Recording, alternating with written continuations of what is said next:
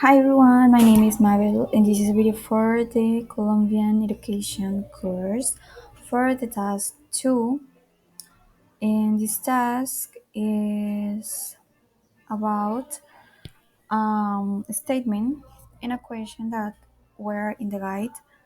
So let's continue. First of all, we have the introduction. So we must remember that in some places bilingualism is known as the ability of a person to know or use two languages, especially those spoken with the fluency characteristic of a native speaker. Hammers and Blanc, 1988, 9. Sorry. And this almost always refers to knowing English and Spanish. Here in Colombia, there are a variety of indigenous languages that have emerged over the years, but sadly, they are not recognized, or even if someone knows and speak one of these languages, they are not considered bilingual. So the statement is particularly Spanish English bilingualism has been privileged. This is seen as providing access to a highly visible, socially accepted form of bilingualism, leading to the possibility of employment in the global marketplace. In contrast, bilingualism in minority Amerindian or Creole languages has been generally undervalued and associated with an invisible form of bilingualism related to underdevelopment, poverty, and backwardness. The question is, how far bilingual education programs for majority language speakers in Colombia today are actively helping towards the creation of a more understanding, a more tolerant society, and not only providing a way to better jobs and a higher standard of living for their graduates? So, my answer, here in Colombia, there are many programs that provide space designed for teaching a second languages, teaching and learning. Because we live in a constantly changing and globalized world, English in this case becomes a plus for those who want better opportunities, better job opportunities, or a better quality of life, because they say that English opens many doors. However, in a country like Colombia, which has a variety of languages and cultures, neglecting them because they are not relevant, and this can be an act of intolerance and inequality. Um, a bilingual education allows for the teaching and learning of two languages, always taking into account the individual's native language. This allows the students to better understanding cultures and traditions, gaining a different perspective and fostering tolerance.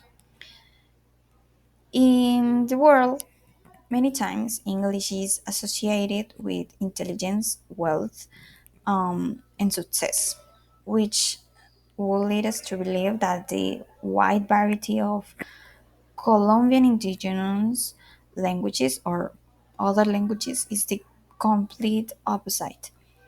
This is where inequality is evident, as cultures and languages that have shaped our ancestors and as a result are still preserved are left aside. Thus, the role that bilingual educational programs play in seeking to create a more tolerant and understanding society depends on our own thinking.